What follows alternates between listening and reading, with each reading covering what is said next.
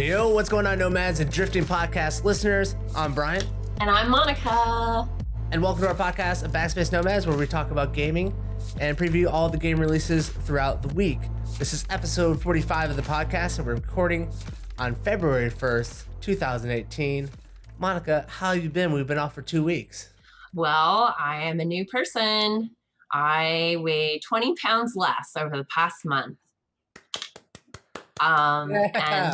And that just means I am horrifyingly skinny. I know we've had to talk about this because I've just had these like back-to-back colds. I've been sick since before Christmas, so it's been about 38 days of illness. Ooh. And yeah. Do you have one of those like Christmas calendars where you peeled off the day? An advent calendar? Yeah, I wish so. But I had a cold and then I lost my voice, and I think I talked about that on the podcast. And then this last week, last Friday, I got the flu. Mm-hmm. And at that point, I had already lost 10 pounds. And when I got the flu, I lost another 10 pounds in a week. So I think I'm close to death. Close? How are we talking? Like another 10 pounds or like 5? I think we're talking like I'm using all the reserves of my energy to record right now with you. And then after this, I will be dead. Yeah, we need to get you some Cliff Bars and show prep next time. Yeah. But yeah, I don't know. It's been crazy. The flu season has been nuts. I've been hearing on the radio that like all these people were dying. So of course, I started getting paranoid as soon as I had the flu. I'm like, I'm already weakened. My body's already weakened. And they're saying, oh, if you're 65 and older, it's very dangerous for you. And my whole thought process is, do I have the body and immune system of a 65-year-old after 2 or 3 weeks of colds back to back?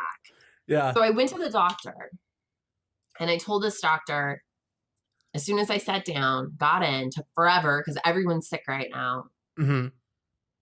And I said, look, I've been sick long enough to have taken a ship from Europe to the United States or to the States, infected the native people with my illness, and watched in horror as they died because of what I have brought them.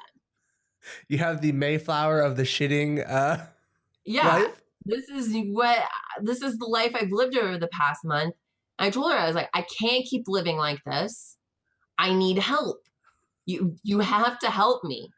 She's like, well, I'll test you for the flu. I'm like, if I have the flu, what happens? She's like, we'll give you some, prescriptions. She's like, but you just need to be drinking a lot of fluids and resting. And I was like, look, what's the point in drinking fluids if it just comes out? And she just stared at me. I was also feverish. I was very feverish. I was like, there's no point. This poor doctor. She's just trying to help you. Why are you attacking her? What's the point? I drink, comes out. Yeah. I drink more fluids that come out. You're just taking a Plymouth dump. Yeah. I'm like a tube. Yeah. I just a tube. It just go. You drop it in one top and it just falls out the end. You're like the Wet and Wild of a body, or like I'm a slip and slide. You're a slip and slide. I'm a slip and slide of fluids. I can't believe it. So anyway, I'm finally feeling better, and I'm excited about that. Mm-hmm. I got a Switch. Ooh, very nice. So I put my name in at the doctor's office, and they're like, it's going to be a couple of hours. And and they're like, we can call you if you want to leave. And I'm like, okay, that's fine. So I left. I didn't know what to do. So I sat in my car for like 30 minutes. I'm like, why am I sitting in my car, not just in the office? At least they have a TV in there. Mm-hmm. And I was like, you know what I can do? I can do what any woman in my age bracket should do in this situation. I can go to Target. You just like, that might be the most perfect like sum up of any generation. Yeah. I can just go to Target because I can go to Target. I know ladies of your age, you guys spend a lot of time at Target. Yeah. Target is just a great place to be. especially if you don't have anything to really be doing, because you can find things to do. And unfortunately, I went into Target. I'm like, oh, I'm going to get myself a coffee. Got myself a coffee. I was like, let's peruse. Let's peruse. I'm like, these candles not doing it for me. Not doing it. Let's move. Let's look over at these towels. What kind of towels they got here? Yeah, no. All right, let's go look at the video games. All right, I'm going to buy a Switch and Breath of the Wild. And I'm just going to go ahead and spend that money. Yeah. And then I'm just going to leave 10 minutes later. And that's what I did. Again, had a fever. Yeah. So I have a Switch now. Congratulations. This is the best sickness I've ever heard about. Like, do you imagine if you were a kid and you're like, I got sick and I went out and bought a Super Nintendo? It'd be the best sick day ever. That's true. What's wrong with you? It was pretty great. Yeah. I will say that it made being sick over the next couple of days, it made it a lot easier. Did you like calling to work? Like, no, I'm still feeling bad. You're just playing Zelda. I did feel a little bad because today I went back to work because I'm feeling a lot better and I have I had so much to catch up on. But I was like, man, I'm not gonna have as much time. I had the perfect opportunity over the last 5 days, 5 days, to be like a depressed teenager again. Yeah. And just play video games and have no social life and not turn the lights on and not wear proper amounts of clothing. I was living the depressed teenager's dream. Yeah. And it's gone. You were big. You're Tom Hanks. You were big for a little bit. Yeah, it's gone now, though. And the Switch is the perfect device for that. Because guess what? You're playing in bed. Oh, now you're playing in the bathroom. You can take it anywhere. No, I totally was playing Zelda in the bathtub. I have a little bath rack and I just set it up there. I set it up there and I just play away. Just play away. That's hilarious. Yeah, it was relaxing. It's great. Yeah. I would bring it with me to work and play in the bathroom, but it's a 2-stall, so they'd find me. Just take up both of them. Just lock the other one and crawl underneath it for a little bit. You gotta play Zelda. Yeah. You don't think they'll hear the music? It's like, every time he's climbing a mountain, just act like it's you. It's like, oh, it's a rough one. It's very annoying, actually. Yeah, if I close my eyes now, I just thought you were taking a dump right now. That's what it sounded like. You're good to go. I will say that out of anything, that game's amazing. I knew it was going to be amazing. I watched some people play it. It's a lot of fun, man.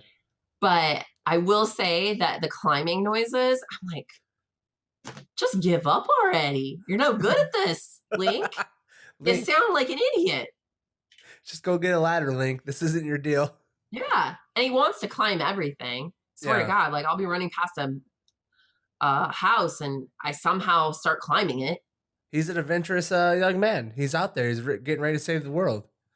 Can you blame him? Oh, Link, get up there. Get up there, Link. How about you? What have you been up to? Well, I finally got myself a new gaming computer, which is very exciting for me. Wow, we both have new things. I know. It's like late Christmas. Like Christmas was like, meh. January Christmas, fantastic. January Christmas is the best. It was the best. So I've kind of been going back through all the games I played on my crappy computer. So like Fortnite and Overwatch I've been playing a lot of on like the ultra settings, you know? And I'm like, man, these games are so beautiful. What was I missing out on? There's like no jagged edges. The backgrounds go on forever. There's so many shadows in the world. I didn't even realize they were putting shadows in games anymore. I thought they stopped. And here we are. Shadows are all over. So interesting that they've removed shadows from games. Oh, so much more depth now, you know? Just like, oh, that looks far off.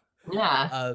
So with that, I was able to take this new computer and participate in the Sea of Thieves closed beta, which blew me away. Sea of Thieves was one of the funnest experiences I've had in gaming ever. Really? Ever. I was a captain of the sea. I was out there. I was pulling down the sails. I'm like pulling the wheel to the port side, pulling the wheel to the starboard side, dropping anchor, like doing, blowing up skeletons and shooting myself out of cannons, you know, having picking up. sex with wenches. Not so much. This game's kind of targeted to children, but I like where your head's at. A pirate. I like where you're going with this. You're a pirate on this. Or just the sea captain that likes to have sex. Sure. Yeah. You don't have to necessarily be a pirate. You can just be someone who has you know, a wife and kids at the house. You know. Yeah. Now you're on the sea. You can. And do her that. name's Wench. Yeah. Your wife's name is Wench. Wencha. No, hey, Wendy. Yeah. Wench Wendy. Hey. Rare has had an accomplishment for this game. They made an accomplishment by making this game, and it's only in closed beta. They've got till March to like flesh it out with tons and more content. Mm-hmm. But just the seafaring part, grouping up with people, because you can get up to like 4 people on your ship, so you're working together. Were you playing with strangers or friends? Yes, I was playing with strangers. Was it fun? Did you get to talk to them? Yes, you're talking to them. Were they awful? A lot of them were, yes. Yeah, okay. But sometimes you got a ship of people that work together, and like, you know, you're turning the sails one way. Someone's down below looking at the map, trying to, you know, tell you which way to steer the boat. You know, the wind's gusting. You see the actual like wind trails in the air. So you got to get people to turn the sails into the wind and against it, so you can catch the full, you know, breast of the wind or whatever they call it. Quite fun. You know, there's dancing, there's puking. You can get like sloppy junk in it and like throw up into pails and then throw that onto people and they get blinded by your puke. That sounds so fun. It is the funnest thing ever. And the graphics in this game and the sea were incredible, incredibly gorgeous. I can't even believe they were able to pull that off. I've never seen water done this well. I've never seen like the ocean cresting and having light coming through the wave behind it. Like just gorgeous. That's awesome. Are we gonna play when it comes out? We need to play when this game comes out. It's made for like group play, because you can have a boat with just 2 people. There's a 2-person boat. For people role playing? I was. Yeah, I was. Yeah. Oh, I'm excited. I'll role play. Yeah, I want to be Winch. Winch? You're just gonna sit on the island while I go off seafaring? No, I'm gonna be on the ship. Oh, okay. You're not leaving me behind. Not again. I know what you do out there, catching those breaths of wind. The best part is, and you can do this, there's a jail cell on the boat and you can vote people into it. So you can just vote someone into the jail and have them sit there for the whole sea voyage and they have to leave the game. It's the funniest thing ever. Unless you let them out. Yeah. You can vote to let them out.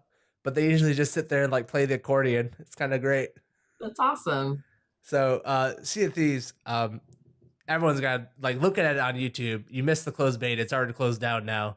So you've got to catch video of people playing it. It is probably one of the funnest co-op games made ever. Like they did it. And when has Rare made a game? When's the last time they made a game that like hit big? Like Banjo and Kazooie on the 64? Like where have they been? Yeah. You know what I mean? Now they're all of a sudden they're back with this amazing game. So that's great. So let's move into our first topic for the night. Okay. Are you ready to talk about damsels in gaming? I'm ready. I just in my head, I feel like there's all these sound effects going on in my head, like dun, dun, dun, like the music's going off. Here are the damsels.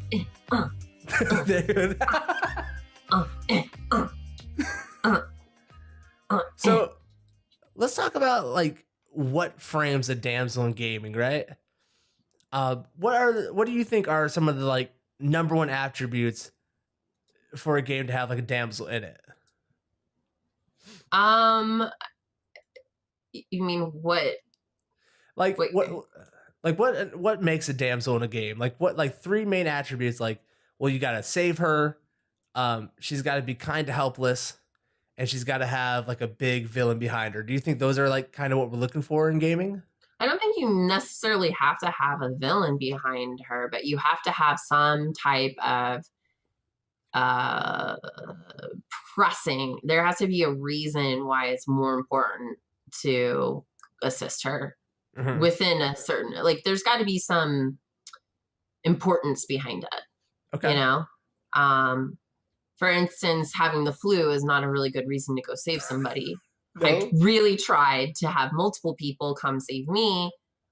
People were not that impressed, as I found out. I was not a very good damsel in distress. Unfortunate for me. You're a damsel of stress. I'm just stressful to the people that know me.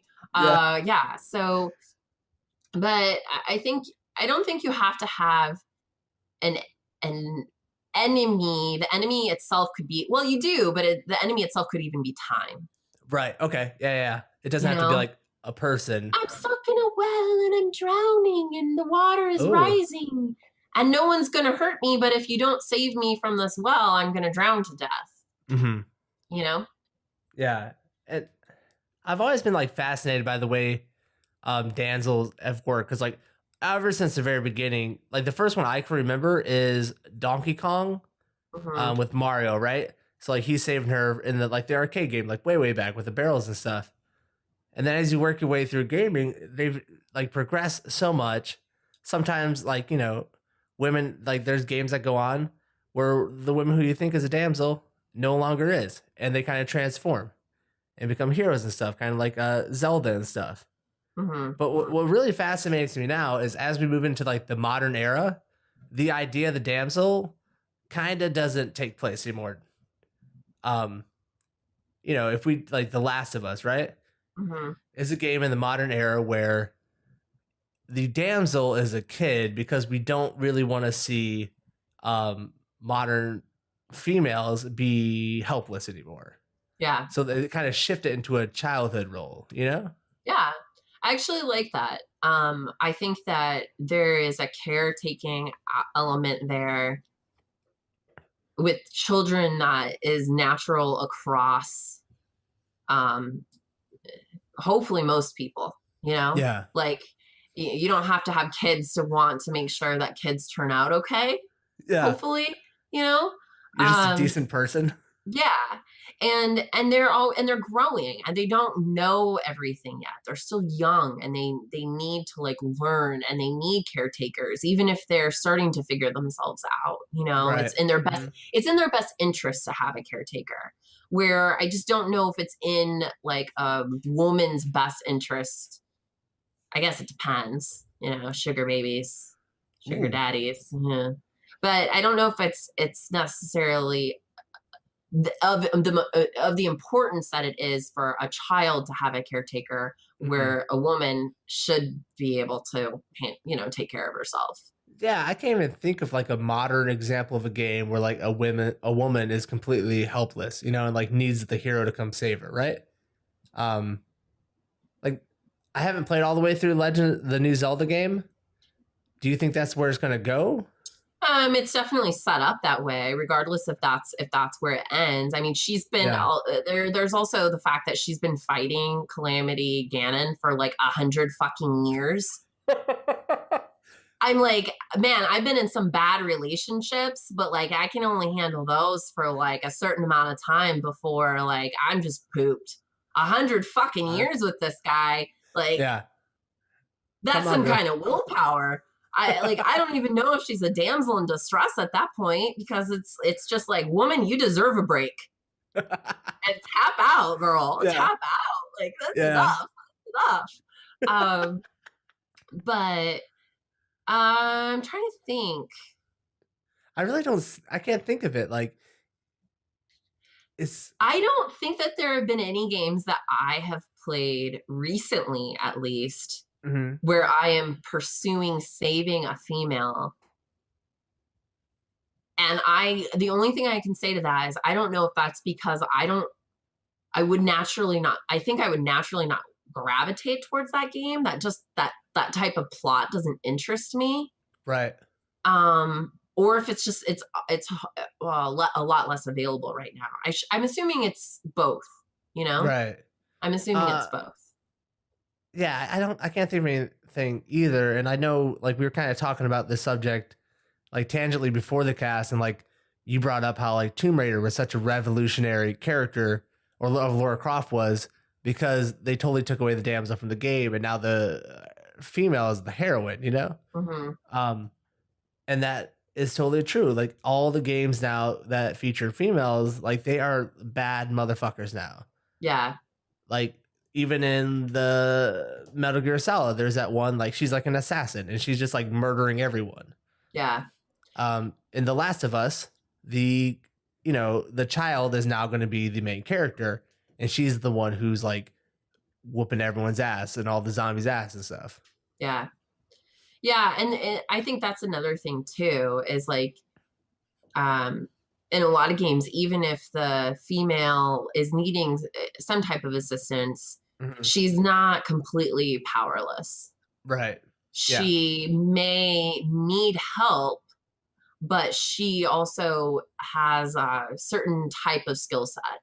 Another thing we were talking about prior to the cast that I think is interesting is just we were talking about like the Final Fantasy characters and how, like, that talking about like sexism and everything in gaming and does that exist and what that's like. But I did like the fact that when we hit on Final Fantasy, it's a team effort. Right. And you may not like all of the characters in the game, but it's a broad spectrum of personality. Some of them tropes, sure, but a broad spectrum of personality, and they all work together. Yeah. Yeah. And for whatever reason, when Final Fantasy is brought up, like Final Fantasy 7 sticks out in my mind so much. Because they kind of give you both sides of how we look at females in gaming. Like one, Eris is kind of the damsel that needs saving, but then they had to bring in this character of Tifa, who's like a single mom, like a boxer, like she like punches everyone for like bare knuckles and stuff, and is like this badass. Yeah. Like so that Squaresoft has always been really interesting with that, I think, or Square Enix for the old games that they were done this with. Yeah. But even moving into like movies and stuff, like the movie Logan had moved away from having a damsel in distress, and like Last of Us had the child with the main character that needed saving. Right. It's newer, and it seems interesting. Yeah. Because it does add the dynamic of youth to it, which feels more comfortable, I think, than just watching some pathetic woman waiting around for something to happen. Save me, Because like you do need the heroes. The hero needs his journey, and he needs to be the savior of something and someone for a personal aspect. Right. So I think it's like, I don't know. I was like, when I started thinking about the subject, it was such a stark contrast to like the old school damsels. And kind of like where I wanted to pick your head about now. Who do you think is the best damsel? You set me up for this. Who do you think is the best damsel of all time? It's not a setup. How dare you? It is not who I think is the best damsel in distress of all time. It is the quintessential damsel in distress. Yeah, who makes the best one? Princess Peach. Why? Princess Peach? 100. Oh, please. Come on. Princess Peach is the most pathetic, incapable, constantly in need of assistance damsel that you could really have. She is just a mess. Like, she's got a leg. She can't kick somebody in the balls. It's insane. But no. How's she gonna lift her leg up underneath that massive fucking dress? That's true. She might rip a dress or a muscle. I doubt she moves very much. Like she scampers. She doesn't get a lot of exercise. She's just constantly chained up to something or stuck in a room somewhere. Ooh, like okay. Quintessential damsel. She's not taking it to the level that she could, for sure. For instance, like, if you keep getting captured this way, you would think that you'd want to learn some self-defense. If I lived in an area where, like, every time I went outside, some guy was trying to attack me, I think I'd go learn some fucking karate or something. Not Princess Peach. She is like, this is my role. I'm going to wear all of the pink. I'm going to make sure my roots never show. And I will wait for the Mario. And he's not going to get much out of this. Except for except for being able to be in my presence, because I am just here to be assisted. I don't think she makes the best damsel at all because she needs a dumb hero like Mario to make her work. She is not the thinking man's damsel. She is as dumb as could be. You know why Luigi's never in that game? Because he protests his brothers being that stupid over and over and over. That's why you never see the dude. Why can't he take front and center? He's sick of it. He's over it. You know who makes the best damsel, Monica? Who, Brian? Zelda. All right? Zelda from the Link series. All right? You know what? She is captured by a true villain, not some caricature of a dinosaur from a real bad motherfucker. And then she has this dude Link come and save her every time because they are actually in love. There's a love story behind there. He's just not trying to find some random princess. They're destined to be he's together. Like a servant almost. A servant? I would say so. How is he not?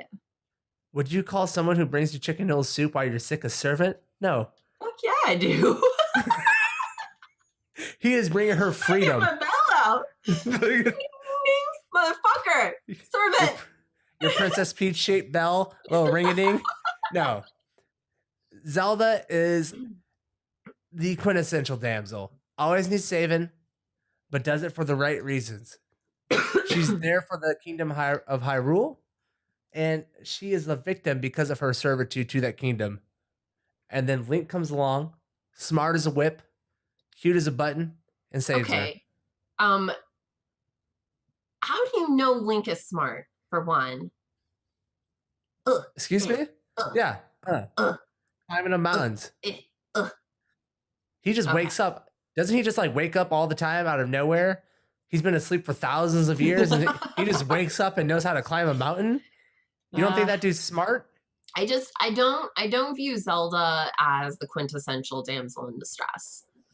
I don't think she takes the role on all that well. I think she is Breath of the Wild's a good example. She's been fighting something for 100 years and she's getting tired. That's not a damsel in distress. That's like someone who's been fucking fighting something for 100 years. She's tired. She needs saving. She needs a hero to come along. She needs a nap. That's it. And then Link's going to be there to fluff that pillow because they're in love. That's a real love story. I never felt like Zelda and Link were in love. Are you kidding me? What games are you playing? Are you? I never felt that way. I felt like he had a natural inclination to assist her and do the right thing. Not that he was in love with her. I've met many women in my life. There's only one that I want to do the right thing for. Okay? Okay, that's fair. That's you, though. And Link. We share similar qualities.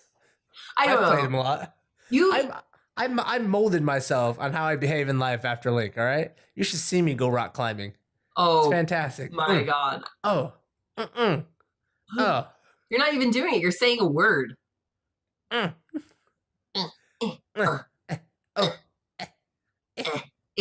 that's a good one. Yeah. Yeah. We're gonna title the name of this podcast just ooh, and see what kind of clickbait we're gonna get on that one. I don't know. I think Princess Peach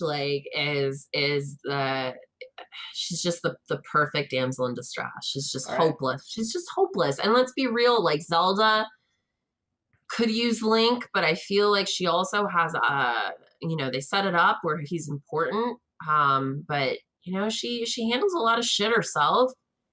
Princess Peach would just wither away in a room somewhere if it weren't for Mario. And he yes. We're just gonna have to disagree to agree on this one. I don't. They're both blonde, I guess. I thought I was gonna be able to come into this one and like change your opinion. I don't think it's gonna happen. No, it's definitely not gonna happen. Yeah, you're unsavable in this one. I'm not unsavable. I'm right. Mm-hmm. She's perfect. She's the perfect, pathetic woman.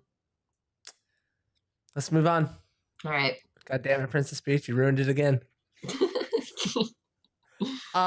Let's talk about gamers. Let's get a gamers update. Where are we at with gamers?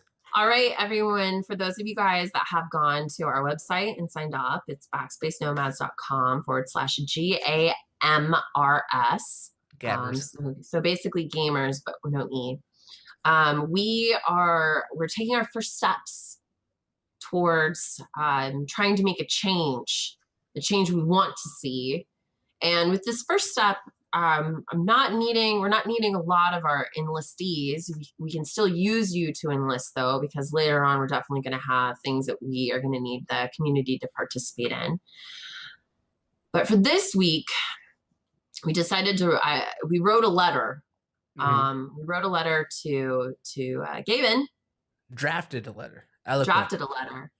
Well, I mean, it's written, but we're going to have it professionally written,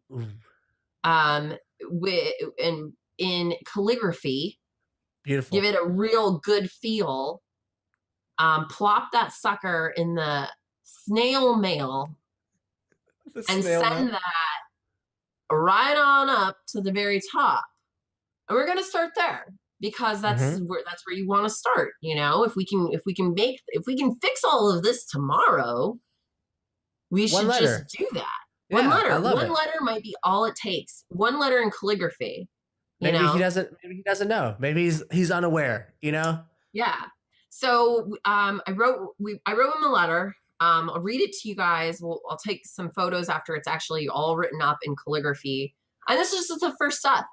If there's no response to this, that doesn't mean that we're ending. It doesn't mean it's the last letter to him. I mean, I talked to Brian about this. We're pretty much just going to start pinpointing different people that work at Steam until we, if it takes us writing to the janitor on LinkedIn. Finally, someone to clean up the mess. Right. Whatever it takes. That's where we're going. Yeah, but, I love it. Love it. This is what we've got so far. I hope you guys approve. I hope you believe in what we're pushing. Dear Mr. Gavin, in parentheses, Newell, I write to you in dire times that leave a peculiar uncertainty among the masses. These times fueled by politics, emotions, and war.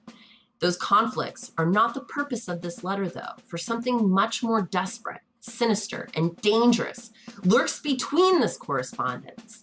I must alert you, great president of Valve, that your arteries are becoming clogged with games of unhealthy makeup. I am no doctor, only a simple co-host to a gaming podcast.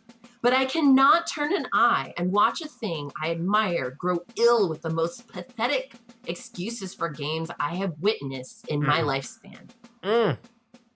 This is not a sudden illness, and I hope it will not be a chronic one. But when games like Pee-Pee the Frog, Dab on Dumb Haters, and Space Corn make it into new releases, I know we are past the point of this disease being in the early stages. You may be alarmed, of course you are, but please do not become dismissive of your current state. Denial will only fuel the degradation of your platform, its lifeblood, finding it difficult to move with so much goddamn shit in the way. My apologies. I broke out of the formality you so deserve. Mr. Gavin, I ask you this. Have you looked at your new releases lately?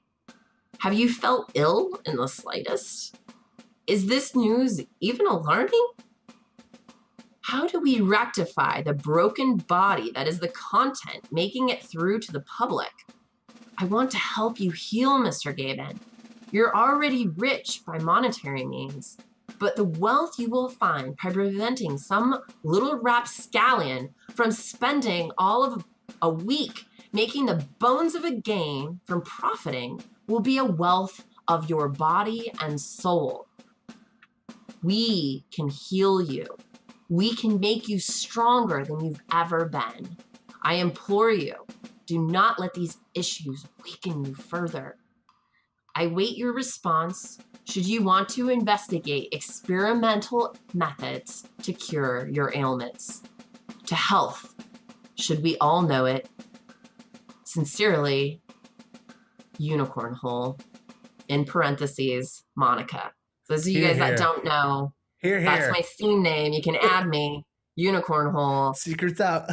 I wanted him to know me by my name that he'd know me by, so Unicorn Hole it is. That's the sign off there.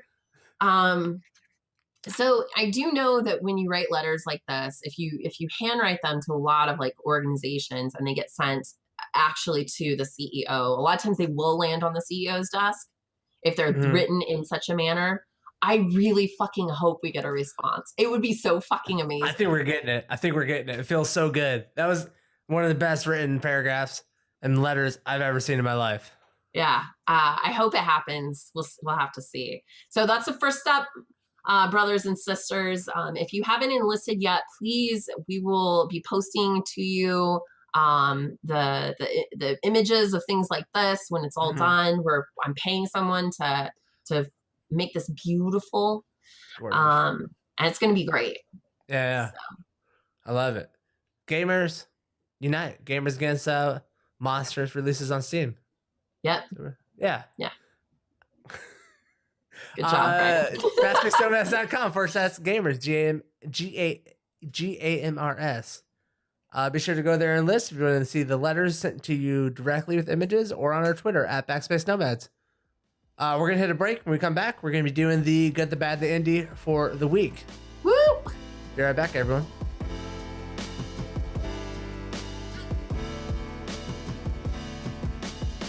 Thank you for sitting through that short break, Nomads. Welcome back to the Backspace Nomads.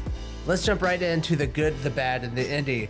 The good, the bad, the indie is a segment on the show where we take a look at all the releases in gaming and tell what games you should be looking at, what games you should avoid, and what indie games you should be putting on your radar. This week, we're looking back at the dates January 25th through February the 3rd. And let's jump back right in with it. Our good for the week, Monster Hunter World. Monster Hunter World was developed and published by Capcom, released to the PS4 and Xbox One January 26, 2018. Annika, what are your thoughts on Monster Hunter World?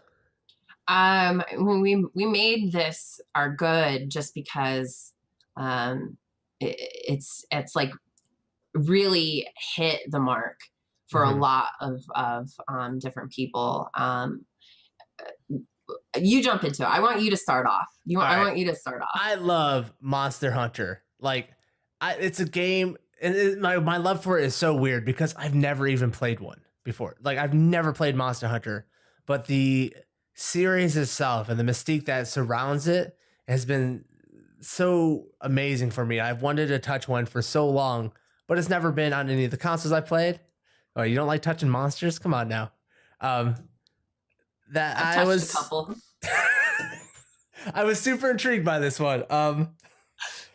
So the series has been around forever, and there's so much like great history with it and a great standard that I was initially just pumped that this actually got released stateside to a big audience.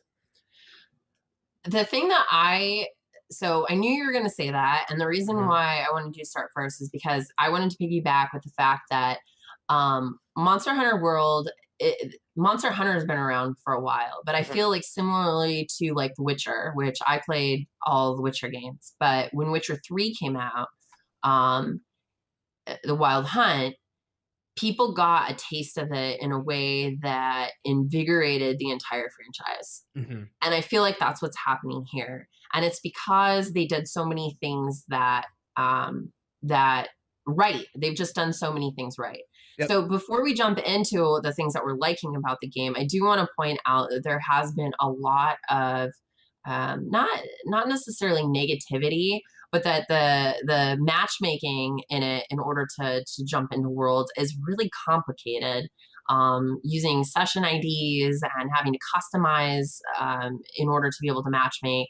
And that in and of itself is something that has kind of driven a lot of people to kind of poo-poo, but not to keep the game from being turned off by any means. I think in general, a lot of the people that I have talked to that have played this are saying that they wish that they'd played the other ones because they're interested not just in the fact that this game's so good, but the lore. Yeah. They're interested in the monsters themselves. It is driving people into this world.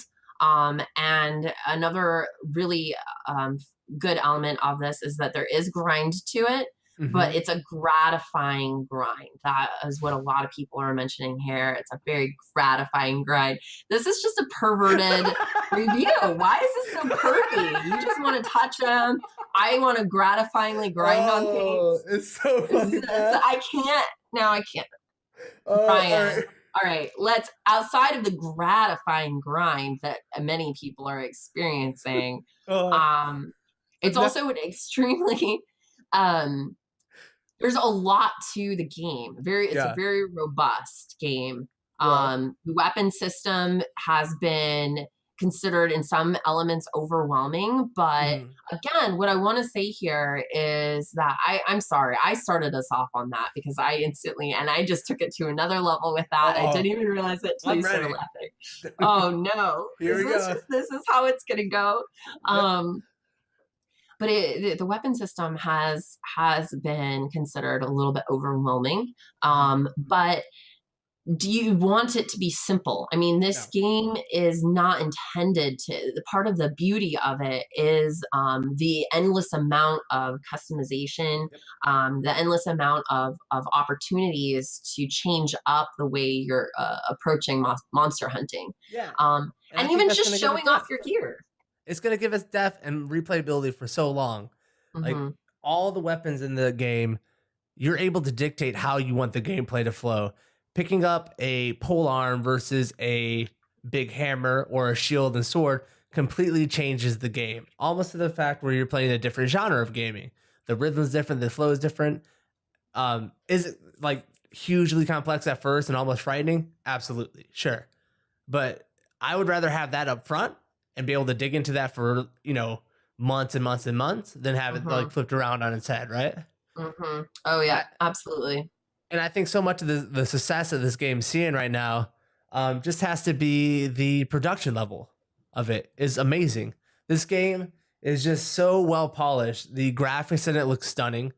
The landscapes go on forever. The sound effects are fantastic. The voiceovers work is incredible. You can hear Matt Mercer in it, which is just the most funniest thing ever because I don't think 3 years ago you could have picked Matt Mercer out. And now every game he's in, you're like, oh, look at him. There's there's his voice. There he is. Yeah. There's good old McCree from Overwatch. Just it's high noon. Yeah. It's high noon. It's high noon. That's my best Matt Mercer. It's pretty good. You took me there. I think if he has a sick day, I could definitely call on you. Oh, I'll cough on him and give him one. Yeah, I think one of the, now this is just a personal preference of my own, but like anytime I see some sweet looking gigantic monster, specifically things that look akin to dragons, I get really excited. Yeah. You can't see this right now, listeners, but my eyes are bulging out of my head. They are huge right now. Yeah. And it's just exciting. It's exciting to take on these big creatures. Yep. You feel like a hero.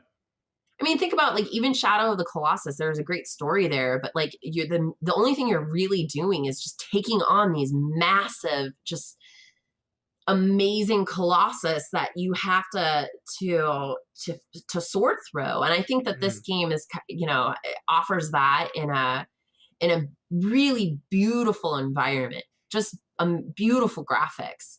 Yeah. I don't know. It's really exciting, It is. And it's definitely our good for the week. Definitely. And the cat chefs in this game, if you haven't looked up the cat chefs, go to YouTube, type in Monster Hunter cat chefs. It's the most adorable cutscene you'll ever see in gaming. Okay. Adorable. Oh my goodness, you're blushing. I am blushing. You're you know me. You're getting all kawaii on me. The sound effects in this podcast have a whole nother level of sound effects.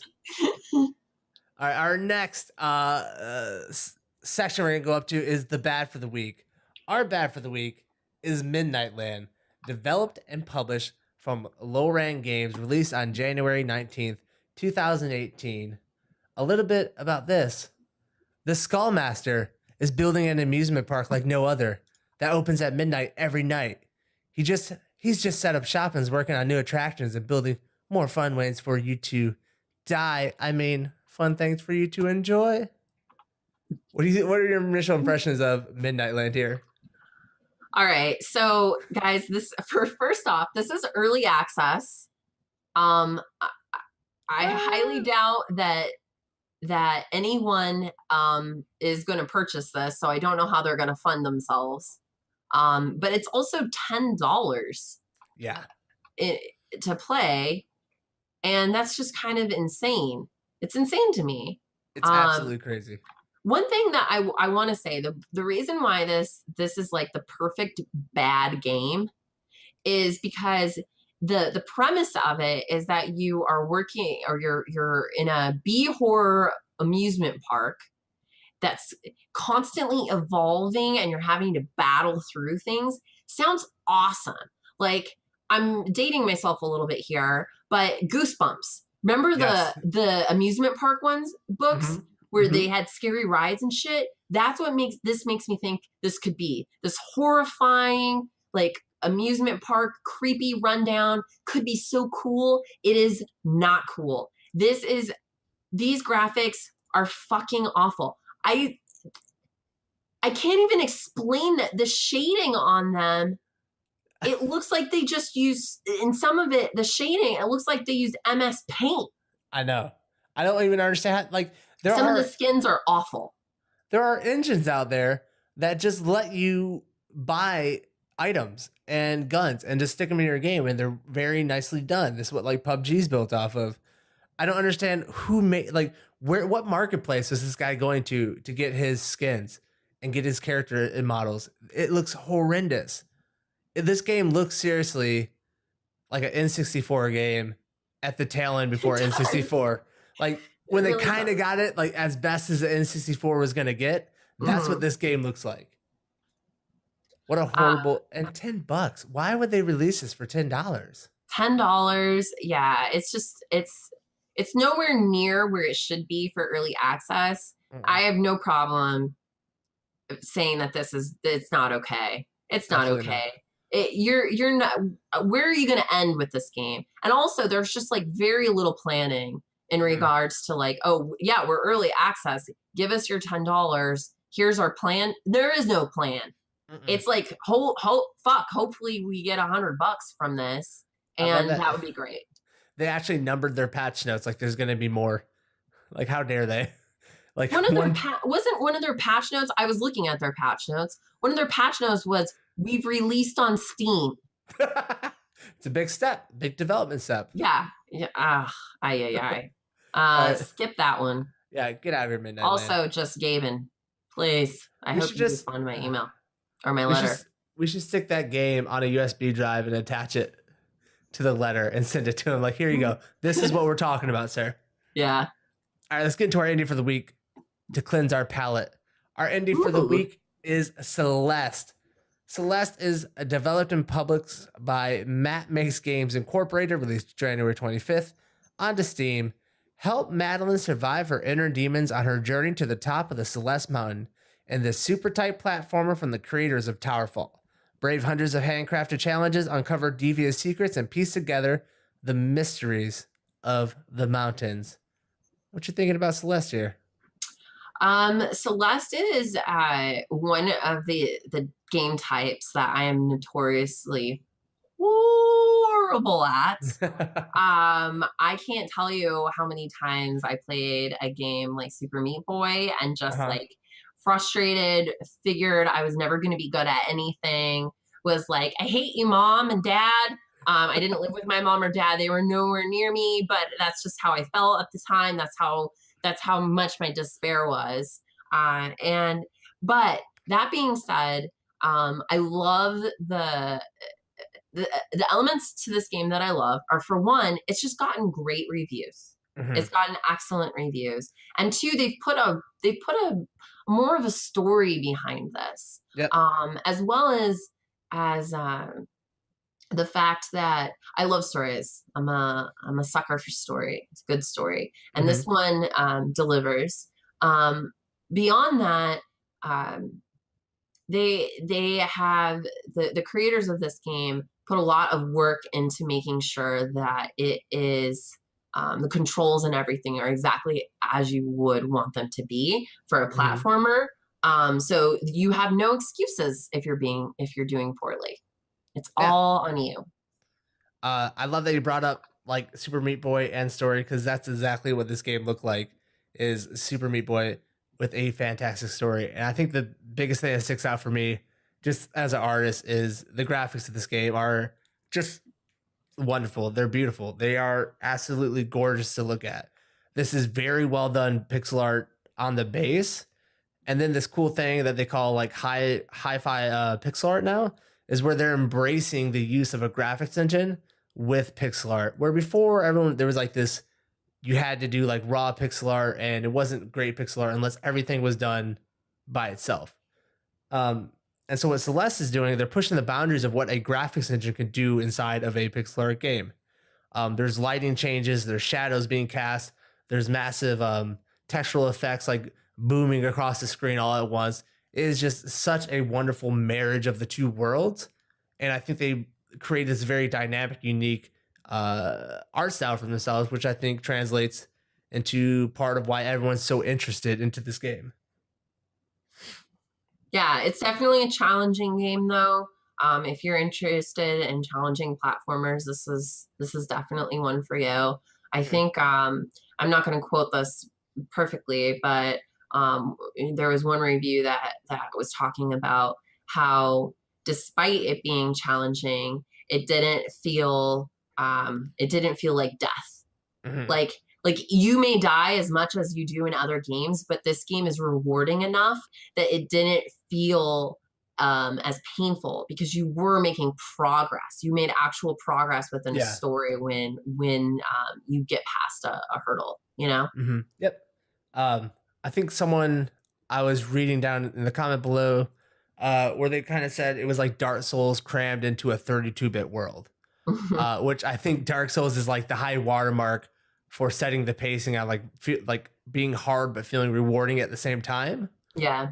So I love seeing that in a pixel art like 8-bit world where like Super Meatball or Super Meat Boy, that little meatball, had the same thing, but it kind of felt so empty because like you're just challenging yourself. But then they added the story like Dark Souls did. I almost want them to make Super Meatball now. I'm starving. Yeah, we just get this. That's just a meatball, but it can't stick to anything. It just kind of like flops against the wall. It's more like Pong. Yeah, it's just Super like an meatball. off. Yeah, it's like an off brown, kind of grayish. It's not even like the nice red character they have. Yeah. All right, so that's the good, the bad, the indie for the week. Your good is Monster Hunter World. Your bad is Midnight Land, and your indie is Celeste. What a wonderful GBI for us. GBI. Have we ever called it GBI on the pod, or is that a production thing? That's a production thing, but you just called it that now. Gibby. Look behind the fourth walls, everybody. Gibby. Gibby. How long do you think I can let you just do the sound effects before I write out the end of the show? Like how long do you another 45 minutes. All right, everyone. We're just going to call it there then. That's episode 45 of Backspace Nomads. Thanks for checking us out. BackspaceNomads.com. If you're listening to this on a podcast platform, Apple iTunes, Google Play, or Stitcher, be sure to rate, review, and subscribe to it. If you're viewing this on YouTube, thank you. Leave a comment. We'll say hello to you. We're needy. And that's going to do it. A little needy. A little bit. All right. That's episode 45. We'll see you on episode 46, everybody. Bye. Later.